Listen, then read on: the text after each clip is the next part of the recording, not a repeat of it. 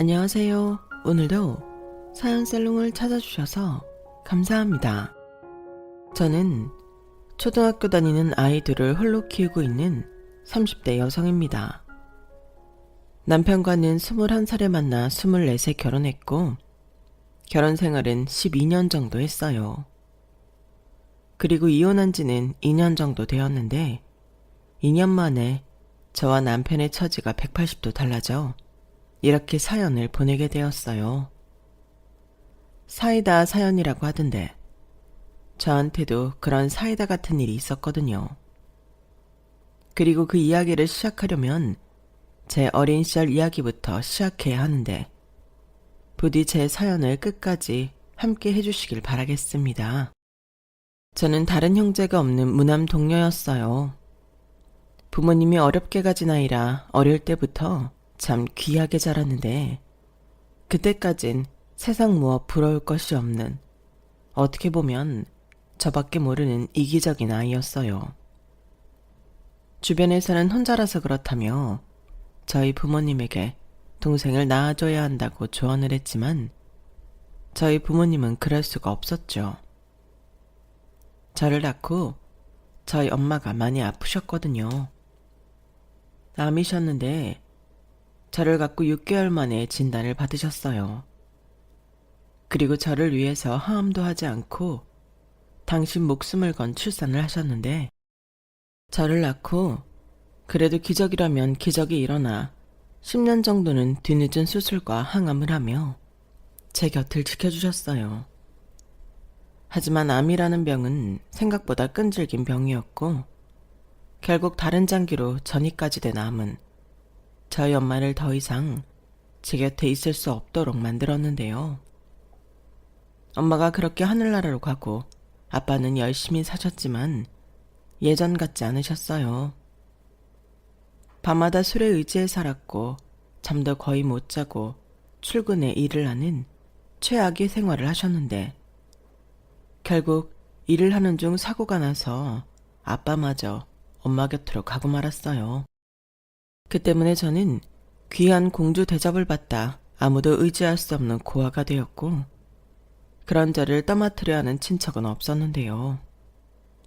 저희 부모님이 재산이라도 있었으면 모를까 빚밖에 없었으니 굳이 어렵게 저를 데려가겠다는 친척은 없었어요. 그때 다른 친척 언니가 그러더라고요. 야, 너 이제 고아원에 가야 한다고 하더라? 너 이제 어떡하냐? 라고 하는데 부모의 죽음도 받아들일 수 없었던 어린아이에게 고아라는 말은 너무 잔인한 말이었어요. 결국 저는 씩씩거리며 그 언니 얼굴을 평소 기르고 있던 손톱으로 핥혀버렸고 그 일로 고모와 삼촌은 뒤집어졌는데 그때 엄마의 유일한 혈육 이모가 나서서 저를 지켜줬어요.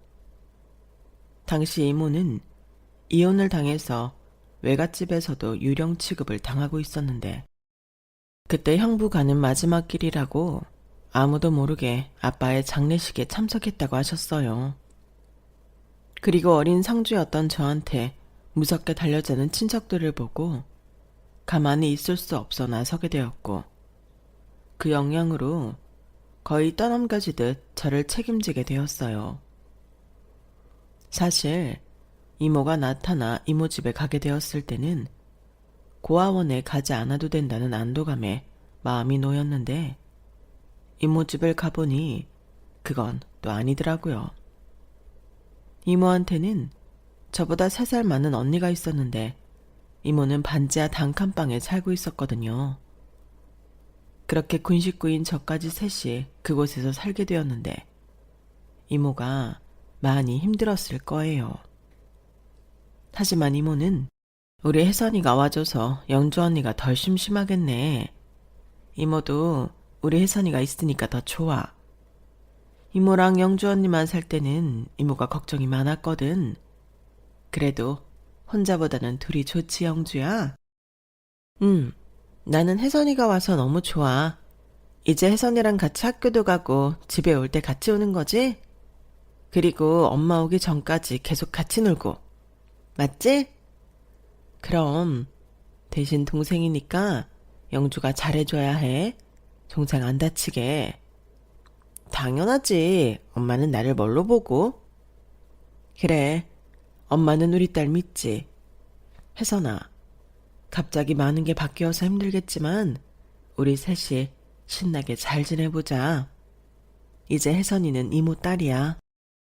엄마, 왜 말을 그렇게 해? 혜선아, 이제 너는 내 동생이야. 이제 내 동생 괴롭히는 애들은 다 죽었어. 언니만 믿어. 이렇듯 모든 것이 무서운 저에게 두 사람은 기꺼이 생활 공간을 공유해줬고 따뜻한 손을 내밀어줬는데 불편하지 않았다면 거짓말이었지만 그래도 좋았어요. 엄마가 하늘나라에 가고 아무래도 아빠의 보살핌은 세밀하지 못했는데 이모는 꼭 저희 엄마처럼 저를 챙겨줬거든요. 그리고 갑자기 닥친 현실에 잔뜩 주눅이 들어있던 저는 차츰차츰 다시금 활기를 찾기 시작했는데요. 혼자만 있던 저에게 영주 언니는 아주 좋은 친구였어요. 둘 다 형제 없이 혼자만 지내서인지 싸울만 하고만 영혼의 단짝처럼 잘 지냈죠. 그리고 그런 모습을 이모는 참 뿌듯해 하셨는데 언니가 중학교에 들어가면서는 이모가 돈을 더 벌어야 한다며 새벽부터 나가 밤늦게 들어오는 생활을 했어요. 알고 보니 새벽엔 녹즙 배달을 하고 아침부터 초저녁까지는 작은 사무실 격리 업무를 본 뒤 저녁 7시부터 새벽 2시까지는 고깃집에서 일을 했다고 하더라고요. 그렇게 세 곳에서 월급을 받아 이사도 가고 언니 학비도 내고 저까지 키웠는데 그래서 이모는 뼈가 부서져라 일을 했어도 모은 돈은 없었어요. 그래도 매달 마지막 주 일요일엔 시장에서 파는 통닭을 사와서 우리끼리 회포를 풀었는데 그때 이모가 맥주를 참 맛있게 먹던 모습이 어린 저에게 멋지게 보였어요. 하기사 그렇게 고생만 하다가 마시는 술인데 너무 맛있었겠죠. 그런데 저는 그것까지는 몰랐고 그저 저를 받아준 이모와 언니에게 민폐가 되고 싶지 않다고 생각했는데요. 그래서 혼자 집에 있던 시간이 많았던 저는 자처해서 집안일을 도맡아 했어요. 저도 무언가를 도움이 되는 일을 하긴 해야겠더라고요. 그리고 그 점을 이모가 참 고마워하면서 미안해 했는데 그렇게 저까지 중학교에 가고 언니가 고등학교를 가면서 집은 더 힘들어졌어요. 결국 이모는 사무실을 그만두고 3교대 공장을 다녔고 집에서는 부업을 하는 등 일을 쉬지 않았는데 누가 봐도 무리하고 있는 이모를 보니 너무 불안했어요. 저희 아빠처럼 갑자기 잘못될까봐 겁이 났던 거죠. 그래서 저는 대학이 아닌 고등학교를 졸업하면 취업을 해서 집에 실질적인 도움이 되고 싶었는데요. 아무리 생각해도 그게 맞는 것 같았어요. 영주 언니는 학원도 가지 않는데 공부를 좋아했고 심지어 잘했는데 저는 그렇지도 않았거든요. 그리고 저까지 대학에 간다고 하면 이모는 기꺼이 그렇게 해주겠다며 지금보다 더 무리할 게 뻔해서 그걸 볼 수는 없었죠. 그리고 영주 언니가 대학 등록금이 부족해 대학에 붙고도 가지 못하는 날이 오고야 말았는데 언니는 괜찮다고 자기가 벌어서 늦게라도 간다고 했지만 이모는 그날 혼자 많이 울었어요. 어떻게든 돈을 만들어 보려고 이리 뛰고 저리 뛰었지만 그게 되지 않았던 거죠. 결국 언니는 1년 재수를 했고 이모는 더욱 허리띠를 졸라매서 1년 뒤엔 언니 등록금을 만들었는데 그때 제가 저는 대학에 갈 생각이 없고 돈을 벌고 싶다는 말을 꽤 진지하게 했어요. 그러자 이모는 너까지 그런 무게를 짊어지지 않아도 된다며 괜찮다고 하셨는데요. 저는 그게 아니었죠. 이모, 나도 고민 많이 했어. 지금도 이렇게 고마운데 내가 대학까지 바라는 건 말도 안 돼. 게다가 나는 영주 언니처럼 공부도 잘하지 못하는 걸? 난 그냥 열심히 돈 벌어서 우리 세 식구 행복하게 살았으면 좋겠어. 이모도 지금보다 일 조금만 하고 언니도 마음 안 졸이고 공부할 수 있고 난 그럴 수만 있다면 뭐든 할 거야. 혜선아, 우리 혜선이 마음 이모가 너무 잘 알고 고마워. 근데 이모한테는 혜선이도 똑같은 딸이라서 혜선이가 그렇게 말해도 그러라고 할 수는 없어. 이모, 이건 내가 좋아서 내가 선택해서 그러겠다는 거야. 나도 이모를 돕고 싶다고. 혜선아, 이모, 내가 정말 이 말까지는 안 하고 싶었는데 내가 언니처럼 공부라도 잘했으면 이런 말 안 한다. 그럼 나도 눈 딱 감고 이모한테 대학 보내달라고 해서 그 다음에 더 큰 돈을 벌어야겠다는 생각을 하지. 근데 내 성적이 그건 아니잖아. 난 어차피 대학에 가도 지방대밖에는 못 가. 그럴 거 무리해서 뭐 하러 가? 그냥 지금 내가 할 수 있는 일로 돈을 벌어야지. 우리도 남들처럼 여행도 다니고 외식도 하고 그렇게 살자. 그게 내 꿈이야. 저는 그렇게 말하고 이모 손을 잡고 더 활짝 웃었어요. 이모는 제 말과 미소에 울어버리고 말았지만 저는 진심이었죠. 이젠 여기가 우리 집이고 이모와 언니가 내 가족이니 가능하다면 제가 제 손으로 행복하게 해주고 싶었어요. 그래서 저는 20살에 취업을 했고 자격증이 있으면 뭐든 유리하다고 하길래 저녁에는 학원을 다니면서 자격증 공부를 했는데 그렇게 3번 이직 만에 제법 그럴싸한 회사에 사무직에 취직할 수 있었어요. 그리고 거기서 빌어먹을 남편을 처음 만났는데 그 전까지 좋아하는 남자는 있었지만 제가 좋다고 다가온 남자는 남편이 유일했었죠. 그게 생각보다 싫지 않더라고요. 저 역시 누군가한테 관심받고 사랑받고 싶은 마음이 많았기에 남편의 그런 마음이 좋았는데 그렇게 남편과 진짜 연애를 하게 된 거예요. 그러면서 자연스럽게 제 이야기도 남편한테 하게 되었고 남편 역시 그리 풍족하지 못한 집의 아들이었지만 고아나 다름없는 저보다는 형편이 나았기에 저를 많이 안쓰럽게 생각했는데 그래서였을까요? 제 사연을 모두 알게 된 남편은 그 후로 제 보호자를 자처했어요. 이모와 언니도 그런 남편의 모습을 보고 좋은 사람 같다며 저희 만남을 축하해줬는데 특히 이모가 남편에게 많이 고마워했어요. 우리 혜선이가 아직은 나이도 어리고 경험도 부족해서 서툰 게 많지만 옆에서 잘 좀 챙겨줘요. 내가 참 착하고 마음이 여린데 상처 주지 말고 잘 만났으면 좋겠네. 라며 남편을 볼 때마다 어떻게라도 더 좋은 걸 먹이고 싶어 신경을 많이 썼는데 그때 남편이 이모를 장모님처럼 생각하겠다며 저에게 결혼하자고 했죠.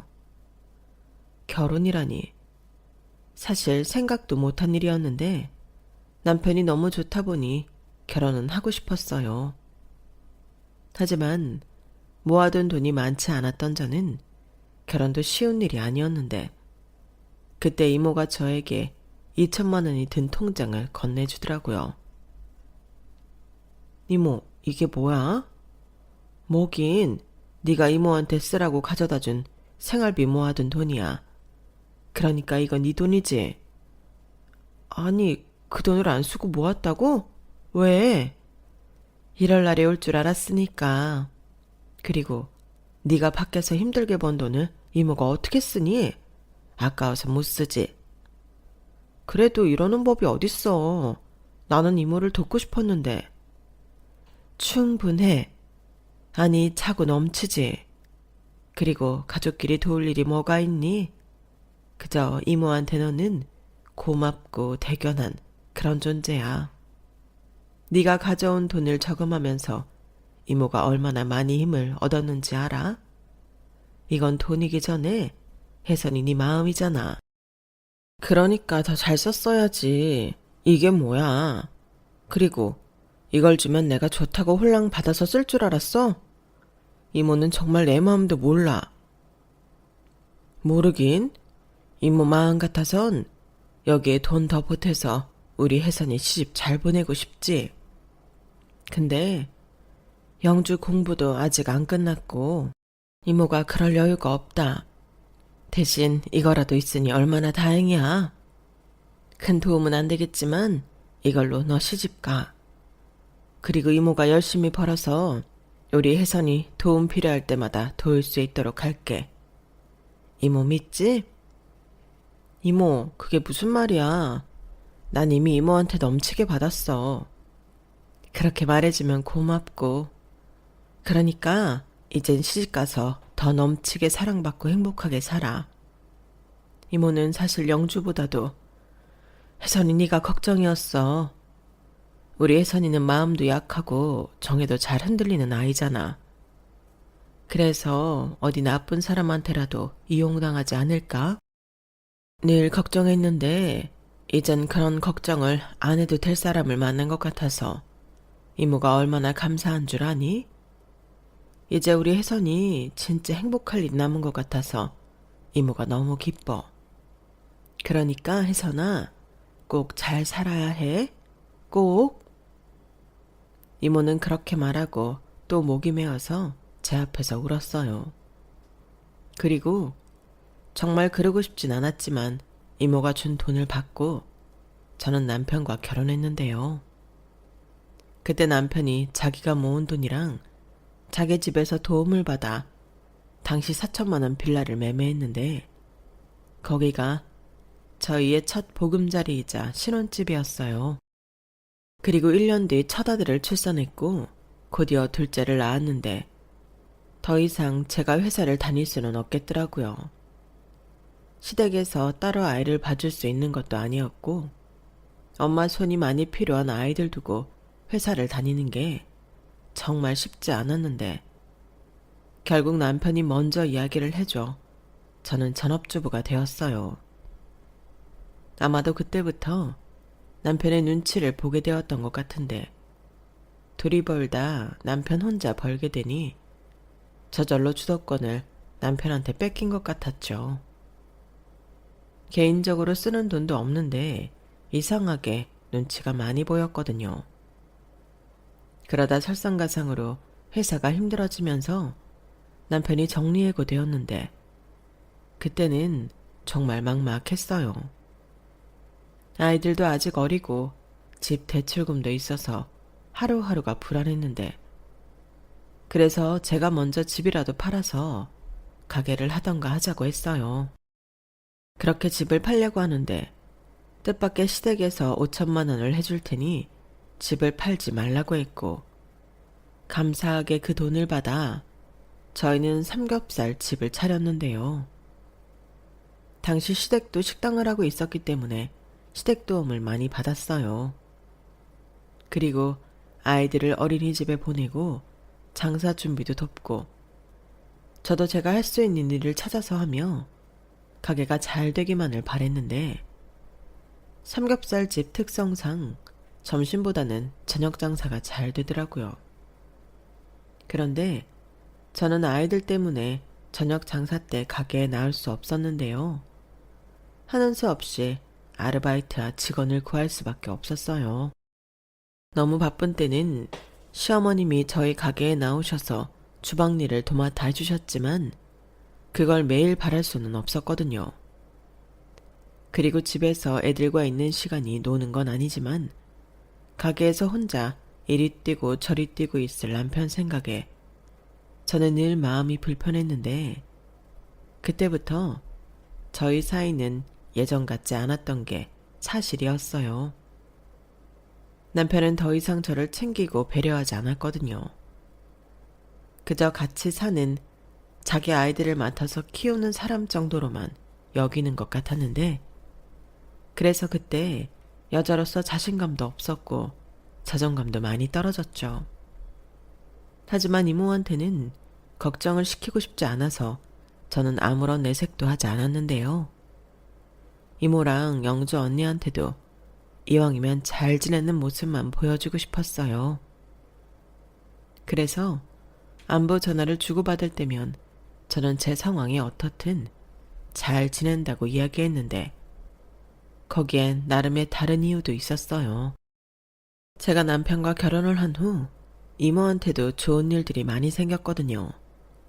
우선 영주 언니가 대학 졸업 후 대기업에 취직을 하더니 몇 년 뒤 변호사 형부를 만나 결혼을 했고 그 다음에 작은 평수의 아파트긴 했지만 이모도 꿈에 그리던 내 집 장만에 성공했는데 요즘처럼만 살면 여한이 없겠다고 말하는 이모한테 걱정거리를 만들어주고 싶진 않았어요. 더욱이 저도 결혼을 한 이상 남편과 아이들이 진짜 내 가족이라는 생각을 하게 되면서 사실상 이모와 영주 언니에게 거리를 두고 있었는데 문제는 그 점을 남편이 너무나도 잘 알고 있었다는 거였어요. 둘째 아이가 태어나기 전까지는 그래도 저를 좀 배려하고 챙겨주던 남편이 삼겹살집을 연 후로는 저를 은근 무시했는데 거기엔 제가 친정 부모님도 안 계시고 자기 집에서 돈을 지원받았다는 것이 큰 계기가 되었던 것 같았어요. 그리고 저 역시 그런 남편과 시댁에 끌려다닐 뿐 제 주장도 잘하지 못했는데 우선 아이들이 어리니 제 역할은 아이들을 잘 키우는 것에 있다고 생각한 게 문제를 키운 셈이었죠. 저는 남편과 제가 확실한 역할 분담을 하고 있다고 생각했거든요. 하지만 남편은 점점 저를 자기가 벌어다주는 돈으로 편하게 먹고 사는 짐짝으로 생각했고 급기야 명절이면 이모 집에 가고 싶은 저를 뻔히 알면서도 거길 왜 가냐며 귀찮아했는데 그 일로 부부싸움도 여러 번 했어요. 아니, 부모님 집도 아니고 이모 집인데 거길 뭐하러 명절마다 가? 그냥 자기도 편하게 쉬어. 나는 이모한테 가도 편하게 쉬어. 거기 가면 오랜만에 이모도 보고 언니랑 형부도 볼 수 있으니까 가고 싶은 거지. 그리고 자기 집에는 명절 전날부터 가는데 우리 이모는 그것도 아니잖아. 누가 보면 자기가 이모님 친딸인 줄 알겠다. 그런 걱정은 친딸인 처형이 해야지. 그리고 전에는 몰랐지만 그 변호사라고 어깨에 힘주는 그 사람이 있어서 난 거기 더 가기 싫어. 너는 남편 체면은 생각도 안 하냐? 나는 정리해고당에서 고깃집이나 하고 있는데 자기네 친척들이 나를 얼마나 무시하겠어? 무시는 누가 무시했다고. 그건 자기 자격지심이지. 자기가 먼저 그랬잖아. 우리 이모를 장모님처럼 생각하고 잘하겠다고. 그야 옛날 얘기지. 지금이랑 그때랑 마음이 같냐? 지금 나는 여유도 없고 명절 연휴라고 다 쉴 수도 없는데 애당초 이모한테 간다고 한 자기가 이기적인 거지. 알았어. 그럼 나만 애들 데리고 다녀올게. 그럼 되잖아. 남편은 저의 막무가내로 이모한테 간다는 말에 더는 토를 달지 않았어요. 자기는 그냥 자기가 가기 싫을 뿐 제가 애들을 데리고 가는 거엔 큰 관심이 없었거든요. 다행히 친정인 이모한테 가지 말고 연휴 내내 자기 집에 가서 시부모 챙기라는 사람은 아니었는데 그래서 자연스럽게 어느 해부터는 시댁 차례가 끝나면 남편은 집에서 쉬다 가게에 나갔고 저는 애들 챙겨 이모한테 가게 되었죠. 이모, 나왔어. 그래, 어서 와라. 정서방은? 아, 이따 저녁에 가게 나간다고 나랑 애들만 왔지. 그래? 아휴, 정서방이 힘들어서 어쩌니. 지난 설에도 가게 연다고 너랑 애들만 왔잖아. 어쩔 수 없지. 동네 장사고 쉬는 직원이랑 아르바이트 셋 있으니 주인이 더 바쁘지. 저는 그렇게 이모에게 말하고 우리는 원래 이렇게 산다는 듯 아무렇지 않게 이모 집에서 하룻밤을 보냈는데 언니와 형부가 오면 저도 어쩐지 남편이 옆에 없다는 것이 못내 서운했어요. 형부는 자상하고 또 개그만 뺨칠 정도로 재미있는 사람이었는데 거의 형부의 지도하에 분위기가 화기애애했거든요. 거기에 저희 애들도 어찌나 예뻐하는지 저는 언니랑 이모랑 쉬라고 하시고 애들만 놀이터에 데리고 나가서 2시간 넘게 놀아주기도 하셨는데 정말 그럴 때면 그러고 싶지 않은데 남편과 형부가 비교되어 은근 자존심도 상했어요. 형부 같은 사람이랑 사는 언니가 부럽기도 하고 나는 왜 이렇게 사나 우울하기도 했는데 그럴 때면 이모가 저한테 따로 용돈도 챙겨주고 음식도 언니보다 더 많이 싸주면서 신경을 많이 써줬죠. 이모, 뭘 그렇게 많이 줘? 이모는 뭐 먹으려고? 그러지 말고 언니한테 더 싸줘. 에휴, 무슨 소리. 영준이는 집에서 밥도 잘 안 먹는데. 그리고 애도 없는데 지들끼리 알아서 하겠지. 아까 보니까 우리 서준이랑 하영이가 이모 반찬을 잘 먹던데. 이거 전부 가져가서 먹어. 밑반찬 많으면 네가 좀 편하잖아. 정서방도 챙겨주고. 고마워 이모. 매번 이렇게 신경 쓰게 하고 미안해. 미안할 일도 많다. 이모는 너한테 이렇게 바리바리 싸줄 때가 제일 행복해. 영주 그건 내가 뭘 준다고 하면 싫다고 칠색팔색을 하는데 얼마나 미운 줄 아니? 그야 언니는 이모가 고생하니까 그렇지. 아이고 이런 고생은 사서도 해. 내가 내 새끼 챙기는데 이깟게 뭐가 힘들어? 걔는 자식을 안 낳아봐서 너나 나 같은 사람 이해 못해. 그렇게 말하지 마. 언니 지금 임신 안 돼서 마음고생하고 있는데. 그래, 그건 좀 안쓰럽긴 해. 그래도 저 성격에 애까지 있으면 그건 그거대로 걱정이다. 우리 혜선이처럼 야물지가 못해서. 이모는 그냥 쟤들은 지금처럼 지들끼리 살아도 좋겠다는 생각이야. 솔직히 영주 쟤가 엄마 상은 아니잖아. 그냥 둘이 나중에 우리 서준이 하영이 크는데 좀 보태주고 자식처럼 챙겨줬으면 좋겠다. 그럼 혜선이 너랑 정서방이 좀 덜 힘들잖아. 이모는 우리 애는 우리가 알아서 해야지. 행여 언니나 형부한테 그런 소리 하지 마. 알겠어. 좌우간 언니 생각은 엄마인 나보다 네가 더 끔찍하다. 그래서 영주가 나보다 너를 더 좋아하나 보다. 이모는 이렇듯 제가 마음이 상할까 마음에도 없으면서 친딸인 언니보다 저를 더 챙기려 애를 썼어요. 그리고 그 마음을 잘 아는 저는 하루라도 더 빨리 잘 되어 이모에게 남 부럽지 않게 잘 사는 모습을 보여주고 싶었는데요. 부모는 자식의 효도를 기다려주지 않는다고 이모가 갑자기 폐암 선고를 받았다고 하더군요.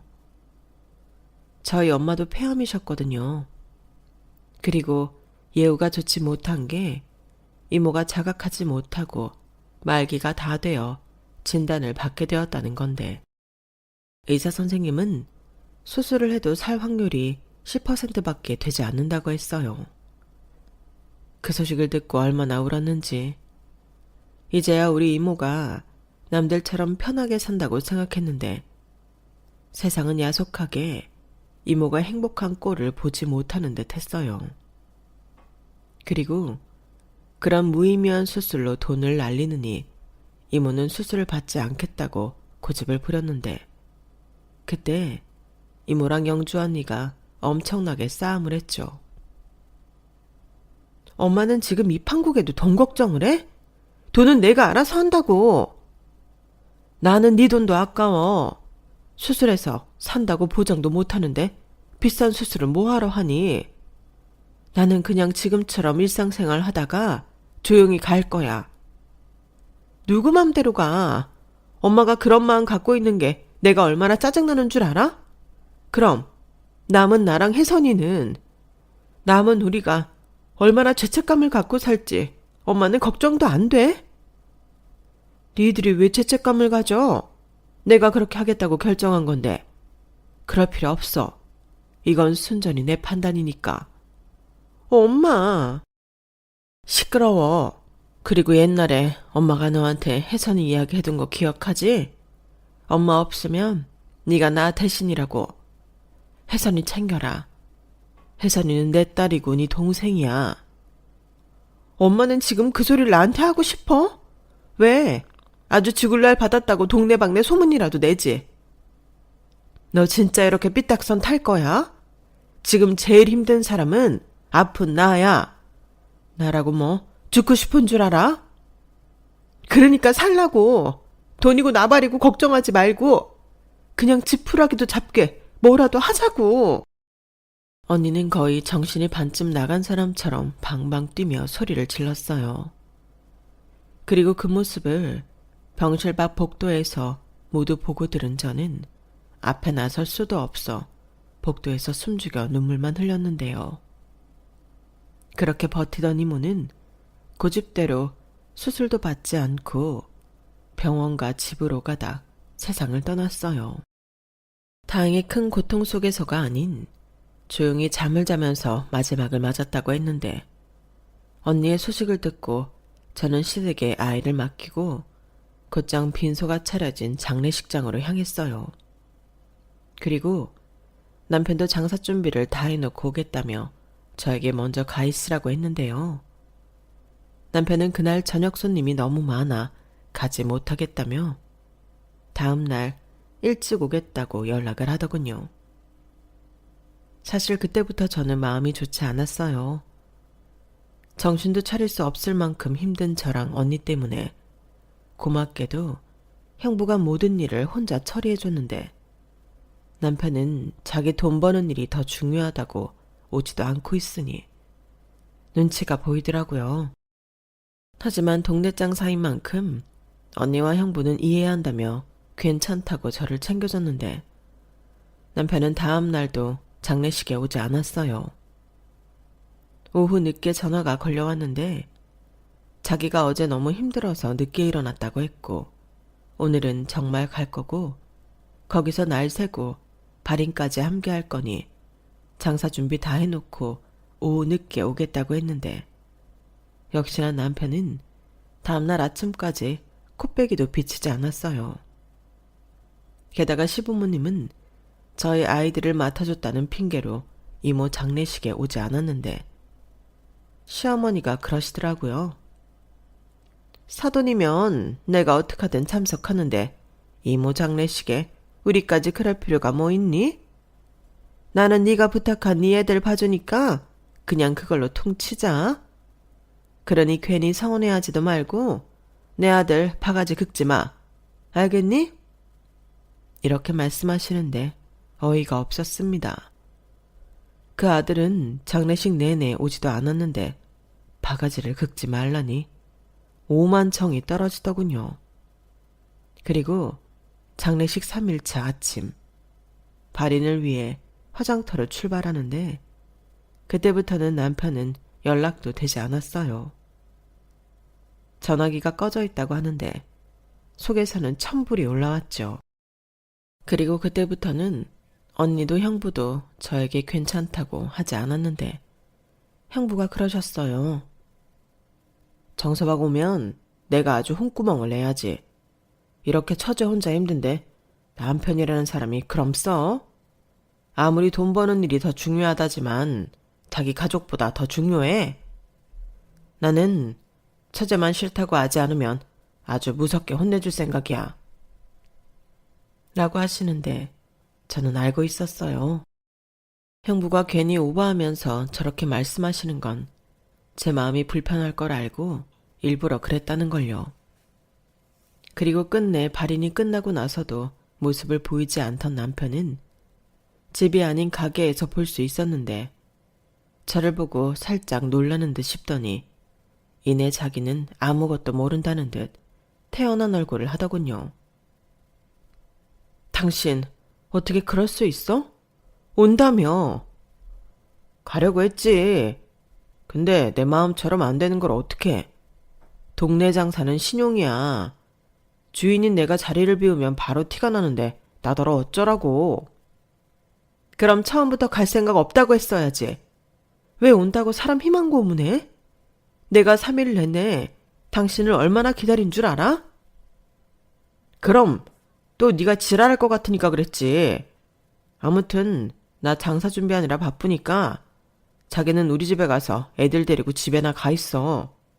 3일 내내 우리 엄마가 얼마나 힘들었는지 알아?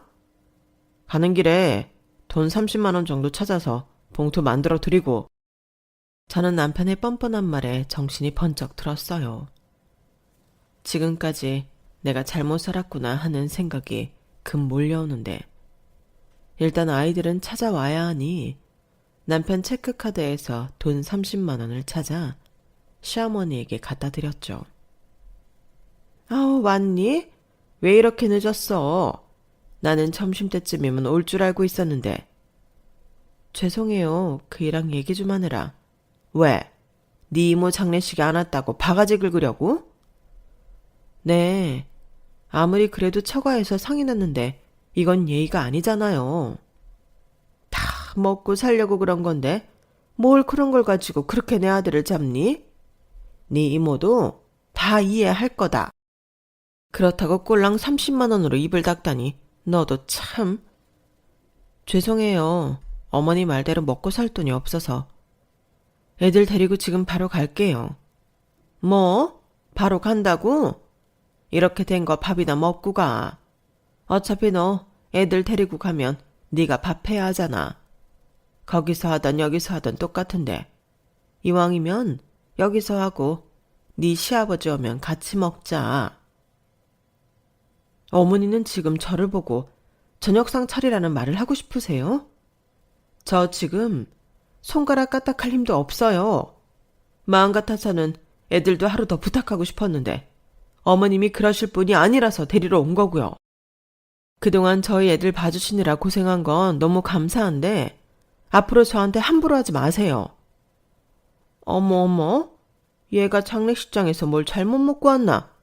너 지금 나한테 뭐라고 했니? 막말로 네가 우리 아니었으면 어떻게 밥을 얻어먹고 살아? 은혜도 모르는 것? 네, 저 그게 은혜인지 족쇄인지 모르겠고요. 그런 공치사 하고 싶으시면 어머니 아들한테 하세요. 저는 이만 가볼게요.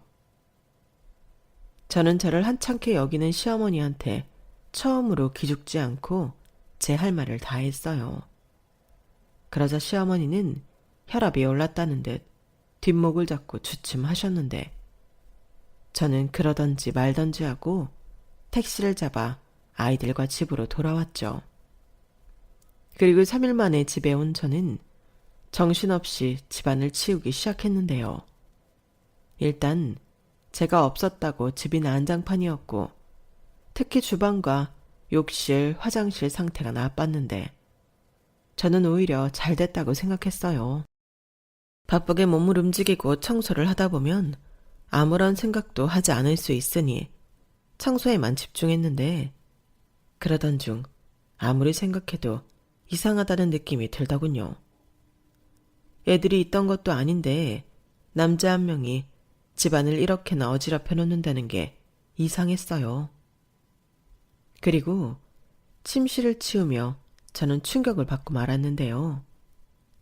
저와 남편이 쓰는 침대에서 나오지 말아야 할 망측한 물건이 나왔는데, 안방 화장실에서는 스타킹과 제 것이 아닌 귀걸이 한 쌍이 저 보란 듯이 세면대 위에 올려져 있더군요. 저는 온몸이 배신감에 부들부들 떨렸어요. 제가 슬퍼하고 정신이 모두 무너져 내리고 있는 그 시간에 남편이 다른 여자와 부정행위를 하고 있었다는 것이 용납이 되지 않았는데, 저는 그 길로 증거들을 가지고 남편을 죽일 듯 가게로 향했어요. 그리고 가게에 도착했을 때 저는 가게가 아닌 남편의 차로 향했는데요.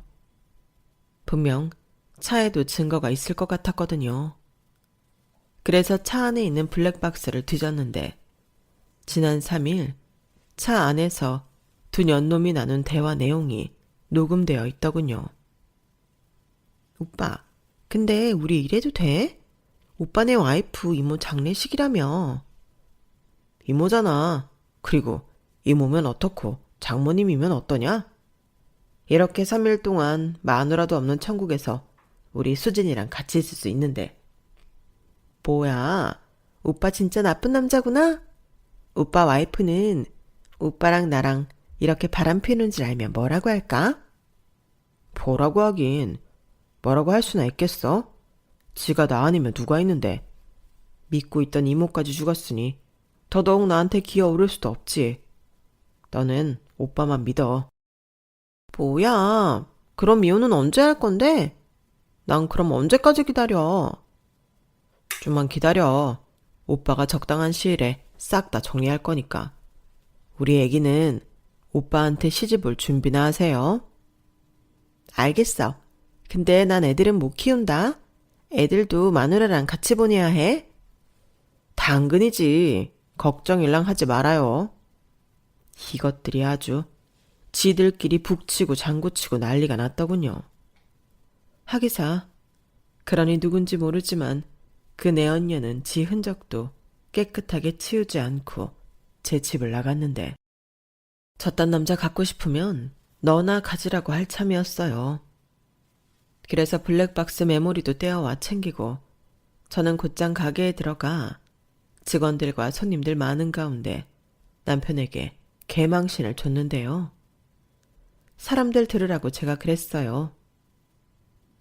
저 인간이 와이프 처가 장례식 가 있는 3일 동안 딴 년이랑 바람나서 장례식장도 안 오고 부부 침대에서 이딴 짓이나 했어요. 라며 집에서부터 챙겨온 더러운 물건들을 남편 면상에 집어 던졌는데 손님들과 직원들, 아르바이트생까지 기겁하며 소리를 질렀어요. 그리고 제가 챙겨온 물건들을 본 사람들은 저마다 수군거렸고 거기에 술을 마신 손님들은 대놓고 남편한테 쌍욕을 하는 사람들도 있었는데 남편 얼굴이 분노에 시뻘겋게 변했어요. 그리고 한 여자가 유독 어쩔 줄 몰라하며 도망갈 곳을 찾았는데 딱 봐도 저 여자가 내 남편과 붙어먹은 년이라는 걸 알 수 있겠더라고요. 그래서 제가 그 여자를 향해 걸어가니 도둑이 제발 저린다고 그 여자는 저희 남편한테 달려가 안기며 오빠!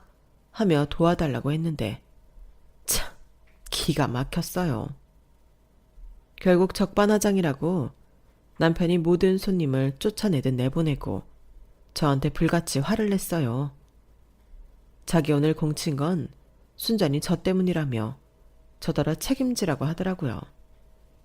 그래서 내가 왜 책임을 지냐며 똑같이 화를 냈는데 그때 남편이 이렇게 말했어요.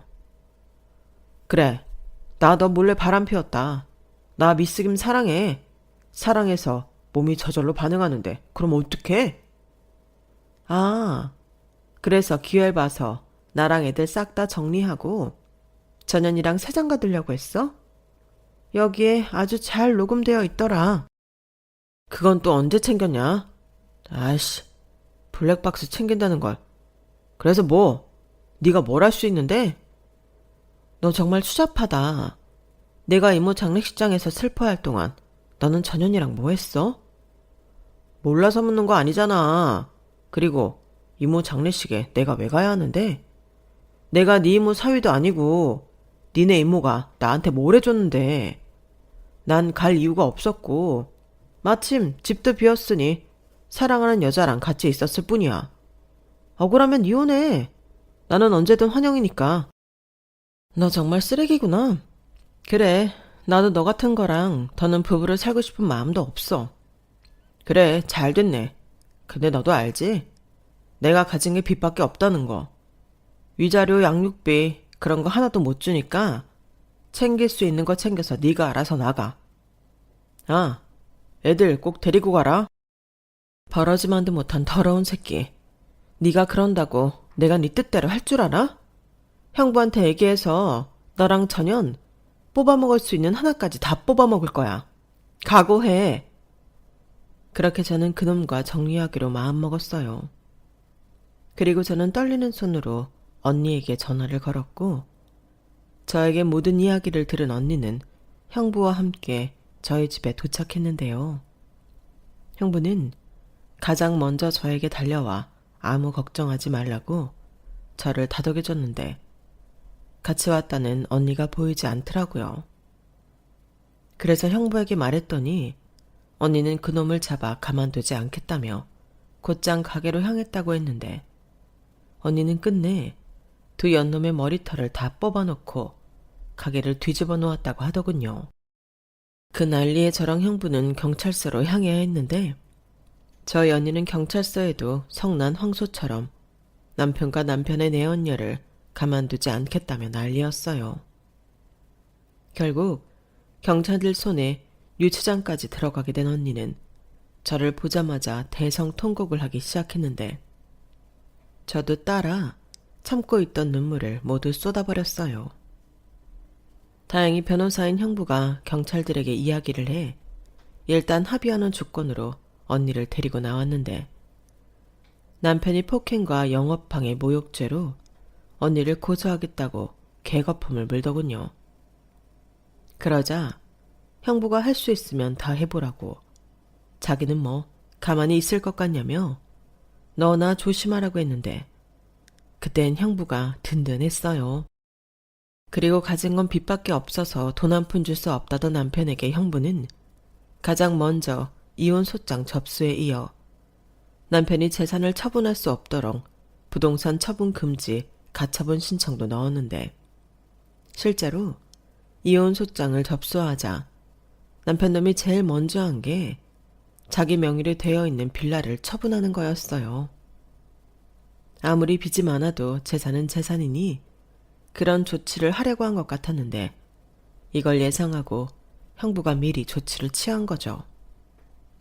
그 덕에 매매 직전 남편의 계획은 물거품이 되었고, 이혼 소송이 진행되었는데 증거도 빼박이었고, 부모와 다름없는 가족의 상을 치르는 동안 일어난 부적절한 행위는 비난받아 마땅한 일로 저는 비교적 아주 빨리 이혼이 성립하게 되었는데요.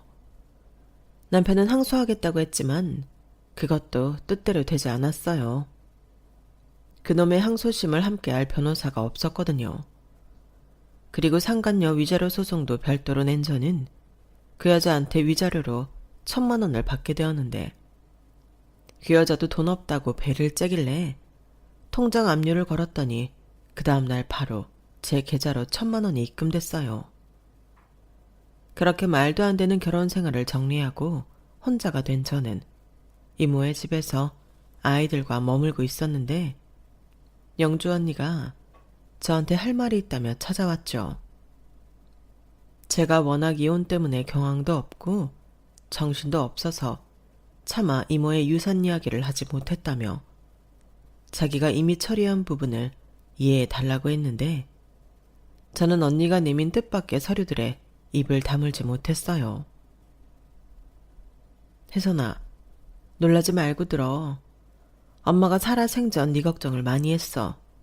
그건 너도 알지? 아마 이것들을 내가 아닌 혜선이 너를 위해 엄마가 남겨주려고 했던 것 같아.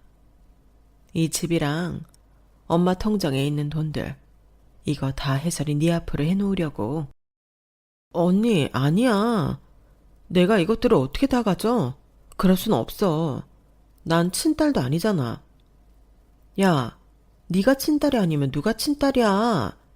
나랑 너는 엄마한테 똑같은 친딸이었어. 그래서 난 이렇게 하는 게 맞다고 생각해. 너 이혼해서 당장 애들이랑 살아야 하잖아. 그딴 놈 보란 듯이 잘 살아야 하지 않겠어? 그래도 내가 어떻게, 언니도 있는데.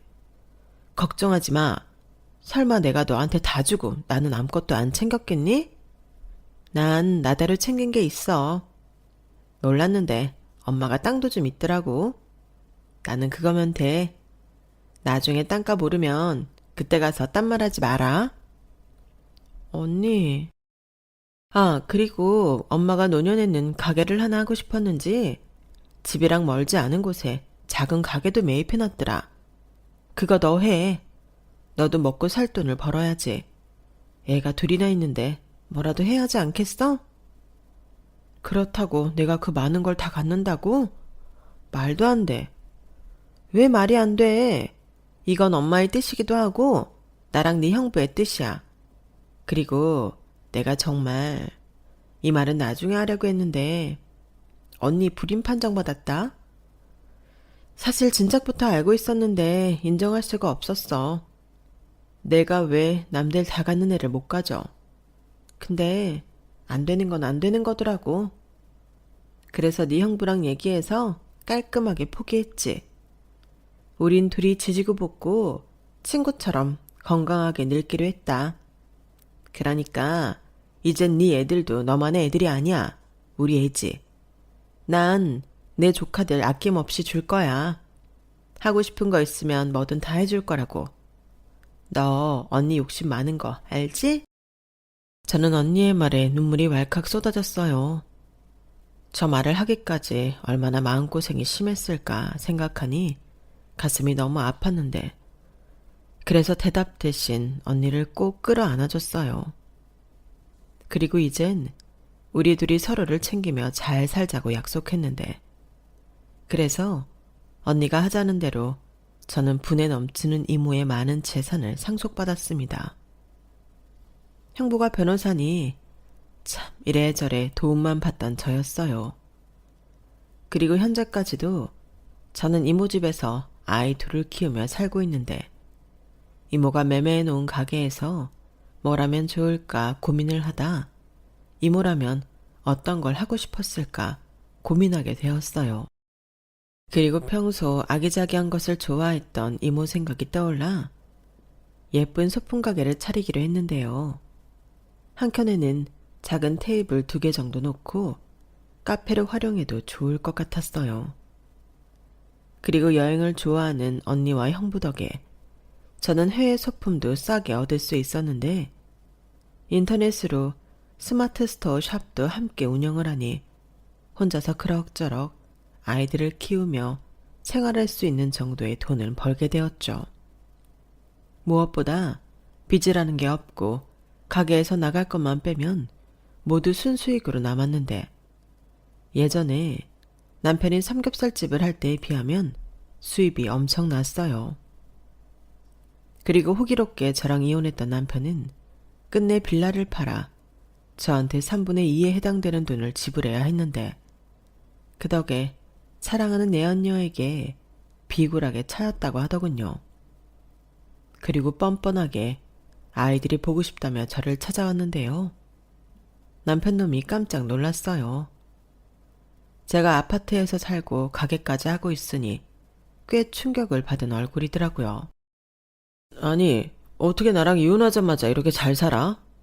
설마 너 일부러 나랑 이혼한 거야? 혼자 다 독식하려고? 일부러? 왜? 내가 독식하려고 당신 바람 피우게 했다고 하지? 어디서 뻔뻔하게. 그래, 내가 입이 10개라도 할 말이 없는 건 맞는데 그래도 이상하잖아. 어떻게 기다렸다는 듯이 이렇게 잘 살아? 이모님이 죽으면서 유산이라도 남긴 거야? 그래, 네가 그렇게 안 챙겨도 된다고 했던 우리 이모가 나한테 이만큼이나 남겨준 거야. 그 덕에 이렇게 너 없이도 내가 우리 애들이랑 잘 사는 거고. 말도 안 돼. 이럴 순 없지. 유산이 있었으면 나한테 재산 분할을 받아갈 게 아니라 내 몫을 떼줘야 하는 거 아니야?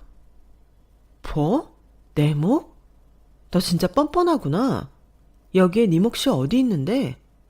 네가 우리 이모 살아생전 뭘 얼마나 했는데? 아니, 이모님이 자기 혼자 쓰라고 이것들을 전부 남겼겠냐 이 소리지.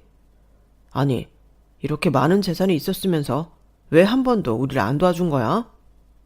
아니다. 조카인 자기한테 이 정도 남겼으면 처형은? 처형한테는 얼마나 남긴 거야? 거긴 친자식이니까 더 남겼지. 제발 좋은 말로 할 때 꺼질래? 무슨 생각으로 여기까지 왔는지 모르겠지만 이젠 당신이랑 나 아무 사이도 아니야. 친권, 양육권 전부 내가 가져왔으니 애들도 자기랑 상관없어. 어떻게 그러냐? 내가 생물학적 아빠인데. 그리고 내가 여기 온 건 자기랑 애들이랑 합치려고 그런 거야. 그래도 조광지처가 낫더라고. 그녀는 인성이 썩었어. 단문만 쪽 빨아먹고 나쁜 년이야. 그래, 아주 천생연분이었네. 지금 생각해보면 당신한테는 나보다 그런 후진 여자가 더 잘 어울려. 조광지처 좋아하네.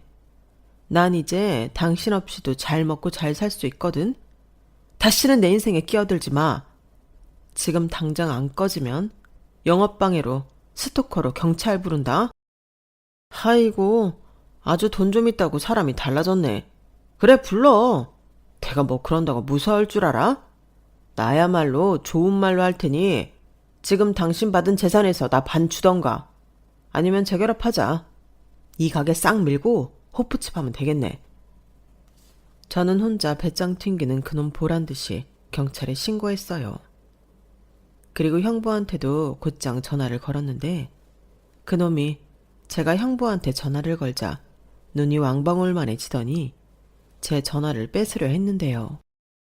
그렇게 한 5분 칠랑이를 하니 경찰차 소리가 났어요. 그러자 아이씨 하며 그놈이 주랭랑을 쳤는데 멀리 가지도 못하고 경찰한테 붙잡혔죠. 그리고 형부가 곧이어 경찰서로 도착해 일단락했고 이를 근거로 접근 금지 신청까지 해줬는데 그 후 그놈은 나타나지 않았어요. 언니 말로는 형부가 법 말고도 더 강력한 조치를 해뒀다고 이젠 안심하고 살아도 된다고 했는데 그 이상을 알면 다친다며 알려주지 않더라고요. 그렇게 저는 다시 놀란 마음을 진정하고 일상으로 돌아왔는데 다행히 아이들도 큰 어려움 없이 지금까지 잘 지내고 있어요. 가끔은 아이들이 아빠를 찾거나 왜 엄마와 아빠가 이혼했는지 궁금해할까. 저는 나름 마음의 준비를 하며 지냈는데 애들이 제 생각보다 빨리 철이 들었더라고요. 그리고 힘든 엄마의 모습을 모두 보았기 때문에 무조건 엄마를 위해주는데 왜 엄마들이 애를 보고 산다고 하는지 이해가 갔어요. 그리고 이젠 이모와 이모부도 있어 저희 5 식구들이 똘똘 뭉쳐 살고 있는데요. 언니는 평소 키우고 싶었던 골든 리트리버라는 강아지를 자식처럼 키우기로 했다는데 아이들이 그 강아지를 너무 좋아해요. 덕분에 강아지 보고 싶다며 주말이면 이모 집에 놀러 가고 싶다고 하는데 요즘은 엄마인 저보다 이모네 강아지 장군이를 더 좋아해요. 뭐 덕분에 주말에 가끔 혼자만의 시간을 보낼 수 있는 기회도 생기는데 언니가 즐기라며 애들을 맡아주기도 합니다. 그리고 최근에는 강아지 때문에 마당 있는 주택에 살아야겠다며 집을 구했는데 저희 동네에요.